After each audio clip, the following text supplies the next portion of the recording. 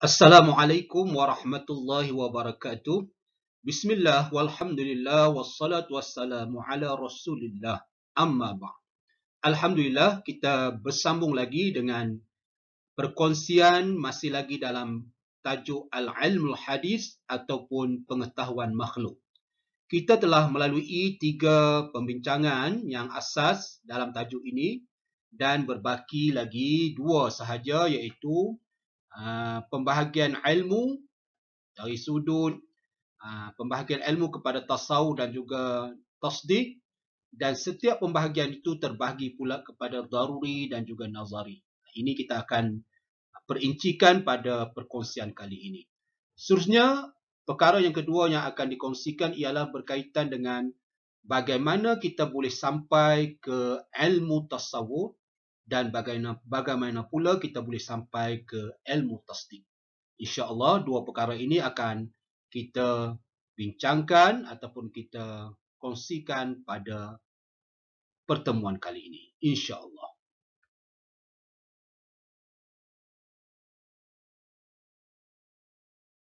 Pada paparan ini boleh dirujuk pada muka surat 7 dalam buku teks, membicarakan tentang taqsimul ilmi ila daruri wan nazari. Seperti mana dalam perkongsian yang lepas kita telah mengetahui bahawa ilmu makhluk ini ada 2 jenis. Yang pertama nama dia tasawur dan yang kedua ialah tasdik. Tasawur ialah pengetahuan berkaitan dengan maklumat-maklumat berbentuk perkataan tunggal, manakala tasdik kita mengetahui pernyataan berbentuk ayat. Setiap satu ini terbahagi kepada daruri dan nazari. Jadi secara detailnya dia terbahagi kepada 4 bahagian. Ilmu ada 4 jenis ataupun 4 pembahagian. Yang pertama, tasawur daruri. Yang kedua, tasawur nazari. Yang ketiga, tasdik daruri. Dan yang keempat, tasdik nazari. Keempat-empat jenis pembahagian ini perlu dihafal dan diingat sebaik mungkin. Soalan dia akan bertanya tentang pembahagian setiap pembahagian ilmu dan perlu dinyatakan satu persatu pembahagian tersebut. Secara gambar rajahnya kita boleh lihat di sini terbagi pada 2, pada asasnya tasawur dan juga tasdik, dan setiap satu daripada pembahagian ini terbahagi pula kepada 2, daruri dan nazari, begitu juga tasdik, nazari dan juga daruri ataupun nazari. Itulah gambaran asas kepada persoalan pembahagian ilmu secara detail. Ada 4 semua. Baiklah, kita mulakan dengan pengertian setiap bahagian yang ada di dalam pembahagian ini. Yang pertama, nama dia tasawur nazari. Tasawur nazari. Perkara yang paling penting ialah dalam pembahasan ini ialah ta'rif dan juga contoh. Kena ambil perhatian, ta'rif dan juga contoh. Bagi tasawur nazari, apakah ta'rifnya? Huwa ma yahtaju fi tasawwurihi ila ta'ammul. Sampai sini. Sekurang-kurangnya. Mesti dihafal kesemuanya. Dan perkataan tasawur mesti ada bagi membezakan dengan tasdik. Perkataan tasawwurihi mesti ada. Perkataan ta'ammul boleh digantikan juga dengan perkataan ila fikrin wan nazar. Ila fikri wan nazari. Boleh digantikan juga. Ataupun kamu jawab daripada mula sehingga di sini, terus juga diterima. Isi yang kedua dalam ta'rif ini, dalam pembahasan ini ialah apakah contoh bagi tasawur nazari. Bila kita sebut tasawur, dia mesti melibatkan bukan berbentuk ayat ataupun pernyataan, perkataan tunggal. Contoh yang diberikan di sini ialah perkataan insan. Sebelum seseorang itu tahu makna manusia apa, kita andaikan kosong dulu. dia memang majhul, tidak diketahui. Kita memerlukan penjelasan kepada makna insan tadi. Setelah mana dijelaskan apakah makna insan, barulah kita sampai kepada gambaran apakah yang dinamakan manusia tadi. Apa dia? Iaitu haiwan natiq. Haiwan yang berfikir. Bila orang tanya apa dia manusia, bila orang tanya tu maksudnya dia majhul. Dia tidak diketahui lagi. Kemudian bila orang jelaskan dia adalah haiwan yang berfikir, haiwan natiq, barulah dia dapat gambaran bahawa bila disebut saja manusia, dalam fikirannya akan tergambar, akan merujuk kepada haiwan yang berfikir. Itulah nama dia tasawur nazari. Untuk mencapai sesuatu gambaran bagi sesuatu perkataan itu, memerlukan fikiran dan juga penelitian. Barulah sampai kepada perkara tersebut. Semua perkara kita melalui proses tasawur ini. Macam kita pada kanak-kanak dahulu, yang biasanya menjelaskan kepada kita agar mendapat ilmu tasawur tadi ialah ibu kita. Kita selalu tanya, mak, bola tu apa? Mak kita akan cerita bola ialah, ataupun dia tunjuk terus bola, bulat dan sebagainya. Barulah kita ada gambaran berkaitan dengan bola dan juga seterusnya perkataan-perkataan yang lain. Semuanya bermula dengan tasawur nazari. Iaitu memerlukan proses penelitian, berfikir dan penerangan. Itu nama dia tasawur nazari. Jadi dalam perkara ini, takrif yang pertama, yang kedua contoh. Seterusnya, dalam pembahagian tasawur ialah dinamakan tasawur daruri.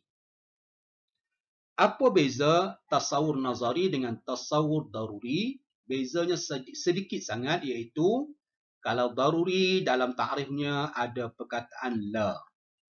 Ma la yahtaju fi tasawwurihi ila fikrin wa nazarin. Iaitu sesuatu yang tidak memerlukan dalam menggambarkannya untuk mengetahui secara gambaran kepada pemikiran dan juga penelitian. Sekiranya kamu hafal satu takrif ni, sebenarnya kamu dah menghafal takrif yang satu lagi. Cuma perlu penambahan perkataan la sahaja. Iaitu kalau daruri tidak memerlukan dalam mendapatkan gambaran sesuatu perkara itu kepada pemikiran dan juga penelitian. Apakah contohnya? Contohnya ialah kita nak gambarkan apa makna tasawur hararah dan apa makna burudah. Panas dan sejuk ini tidak memerlukan kepada berfikir. Macam mana kita boleh tahu dua perkara ini, gambaran dua perkara ini? Dia melalui semata-mata sentuhan sahaja. Sentuh, terus kita rasa inilah panas, inilah sejuk. Tanpa memerlukan penjelasan secara pemikiran. Itu nama dia daruri.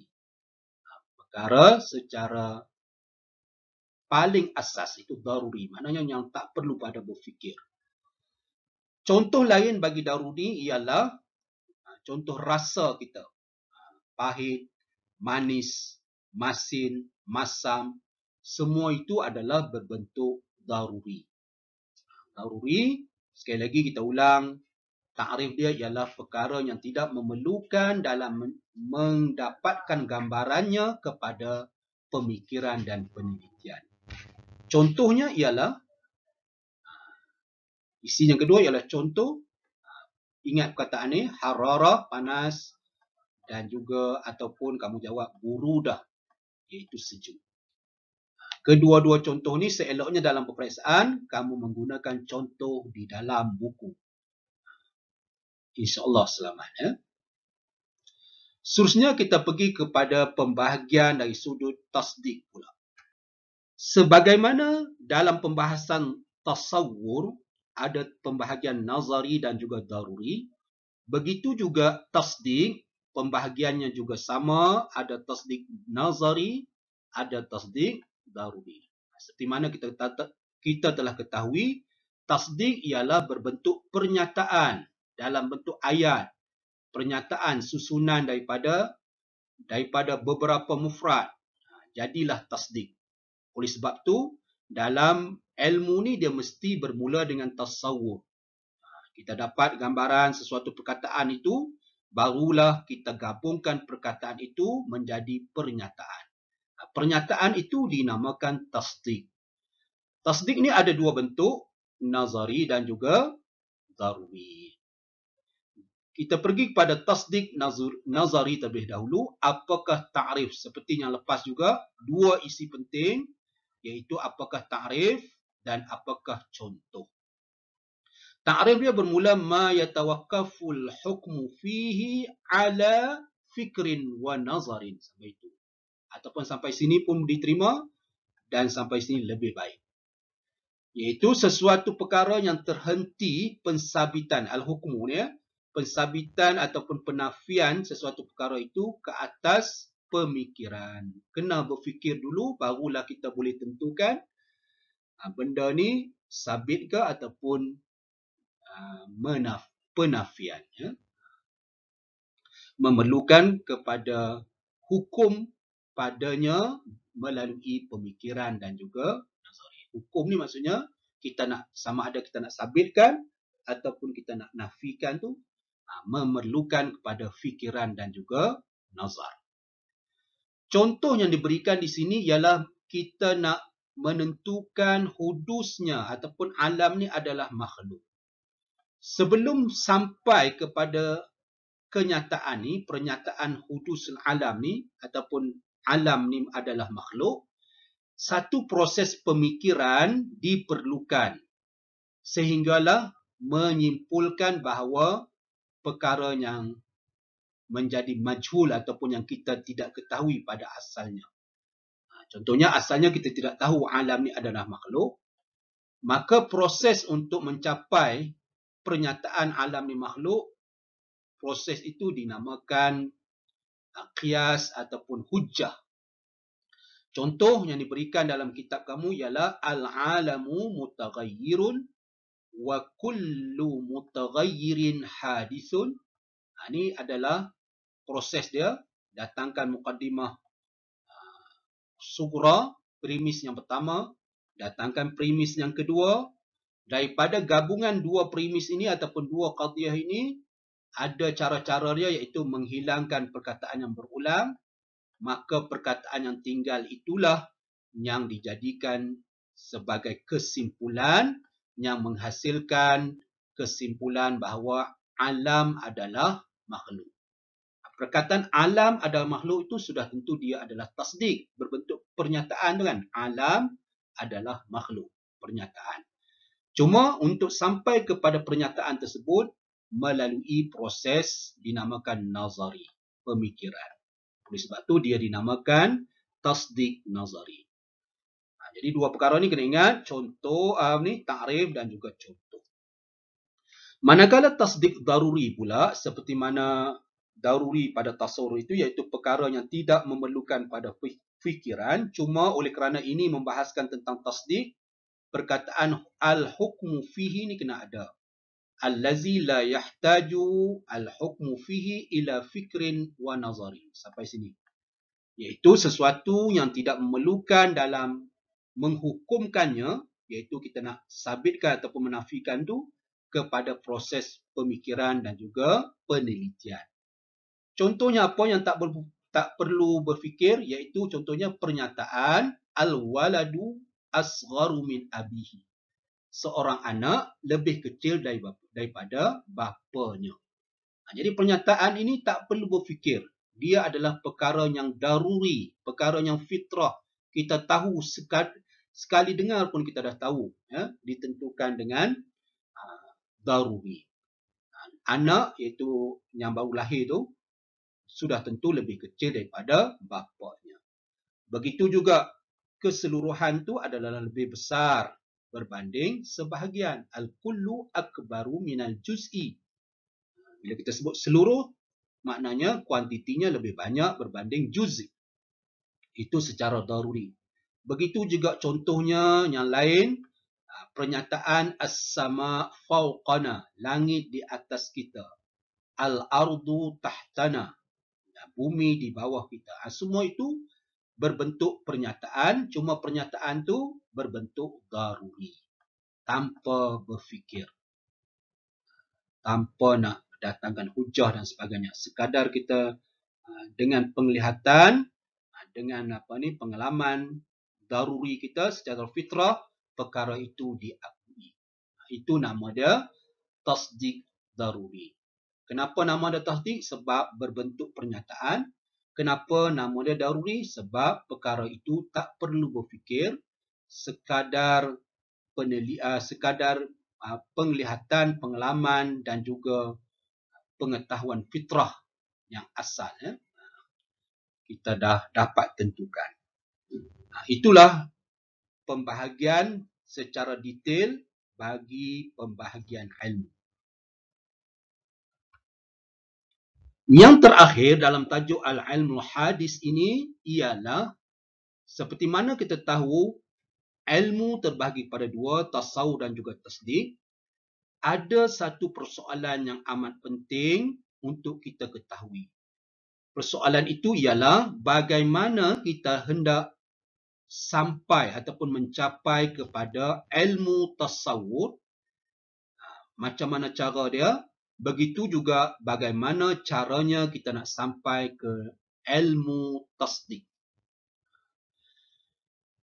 Jadi menjawab perkara tersebut boleh dirujuk pada muka surat 9, muka surat terakhir dalam pembahasan ilmu hadis ini, iaitu dia katakan di situ summal umur al-umurul ma'lumatul lati tawassalna ila tasawur majhul.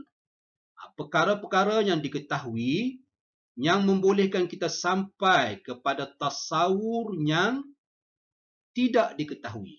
Sesuatu perkara yang kita tidak tahu, macam mana boleh kita tahu perkara tersebut? Melalui maklumat apa? Tusamma qaulan syarihan. Ini penting, selalu keluar dalam peperiksaan. Dinamakan sebagai kata huraian. Biasalah kalau kawan kita tanya apa dia benda ni, apa makna mantik lah, kita akan jawab dengan qaulan syarihan. Melalui kata huraian tersebutlah asal perkara yang tidak diketahui akan diketahui. Asalnya majhul akan jadi maklum. Macam mana boleh jadi maklum? Melalui qaulan syarihan. Iaitu dengan kata-kata huraian ataupun penjelasan. Huraian, penjelasan dan macam-macam lagi. Semacam dengan qaulan syarihan ini ialah dia juga dinamakan juga ta'rif. Dinamakan juga ta'rif. Oleh sebab tu setiap permulaan ilmu, setiap tajuk dia akan mulakan ta'rif supaya asalnya perkara itu tidak diketahui, kita ada gambaran. Itulah nama dia ilmu tasawur tadi. Macam mana kita nak dapatkan ilmu tasawur tadi? Melalui ta'rif. Begitu juga dia melalui, dinamakan ta'rif juga, nama lain dia sebagai mu'arrif. Ta'rif, dia juga dinamakan sebagai mu'arrif. Mu'arrif ni kita kena baca dengan ra baris bawah, isim fa'il. Mu'arrif. Kalau mu'arraf, perkara yang ditakrifkan. Mu'arrif ni ta'rif tu. Jadi ada 3 cara untuk mencapai ilmu tasawur. 3 cara ni bukan perkara bukan perkara asing dia, sebenarnya dia perkara yang sama saja. Ta'rif, istilah saja berbeza-beza. Mu'arrif, semua tu 3 istilah ni digunakan merujuk kepada cara untuk kita sampai kepada ilmu tasawur. Itulah, ini soalan dia akan tanya, apakah perkara maklumah yang menyampaikan kita kepada tasawur majhul? Jadi jawapan dia ialah tadi, sama ada kamu jawab qaul syarihan pun diterima, ta'rif pun diterima, mu'arrif pun diterima. Habis takat tu. Kemudian macam mana pula kita nak mengetahui perkara pernyataan yang asalnya kita tak tahu, majhul tasdiqi, pernyataan yang tidak diketahui. Jawapan dia di sini, annal umura ma'lumatan lati tawassalna ila ma'rifatil majhul lil tasdiqi, perkara-perkara yang maklum, yang diketahui, yang mana perkara yang diketahui tadi, maklumat tadi, menyampaikan kita kepada pengetahuan pernyataan yang tidak diketahui. Asalnya pernyataan tu tidak diketahui, jadi macam mana nak perkara tu dijadikan sebagai maklum, diketahui? Caranya ialah melalui hujjah. Satu perkataan ni saja, hafal. Kalau soalan tanya macam mana nak sampai kepada majhul tasdiqi, jawapannya melalui hujjah. Contoh yang diberikan dalam buku kamu ialah pernyataan al-mu'minu mahbubun. Orang yang beriman itu dikasihi. Sebelum kita dapat menerima pernyataan ini, asalnya kita tak tahu pernyataan ini, iaitu pernyataan orang beriman dikasihi ini, dia melalui proses yang dinamakan hujjah. Proses hujjah itulah yang menyimpulkan bahawa al-mu'minu mahbubun. Dia punya prosesnya contohnya di sini ya. Di sini. Yang pertama, premis yang pertama, al-mu'minu sadiqun.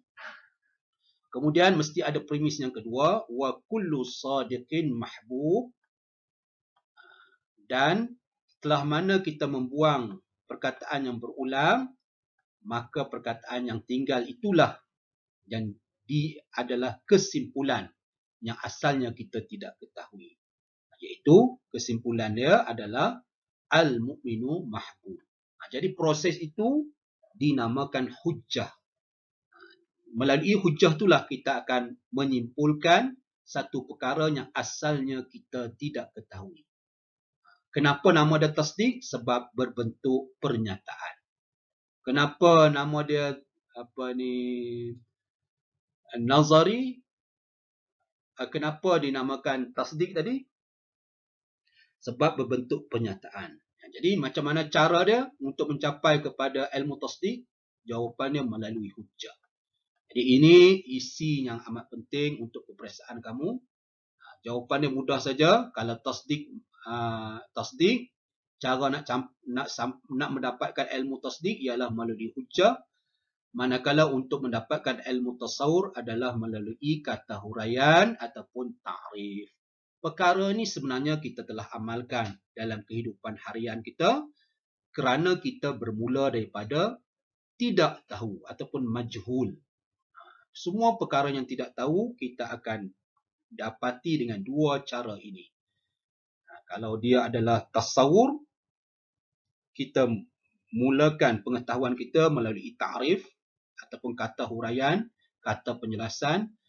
Kalau kita nak berbentuk pernyataan yang kita tidak ketahui, dia melalui cara hujjah. Daripada melalui hujjah itulah kita akan dapat simpulkan pernyataan-pernyataan yang asalnya kita tidak ketahui. Itulah pembahasan berkaitan dengan ilmu hadis, ilmu makhluk. Wallahu ta'alam bis-shawab. Moga-moga memberi manfaat kepada semua. Amin. Alhamdulillah, saya ucapkan jazakumullah khairal jazak. Semoga Allah memberikan sebaik-baik ganjaran kepada semua.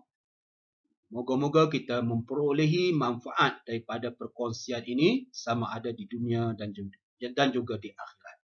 Dan akhir sekali saya ucapkan terima kasih kepada yang melanggan ataupun subscribe channel saya dan yang belum lagi sudi-sudikanlah untuk menyokong perjalanan channel ini.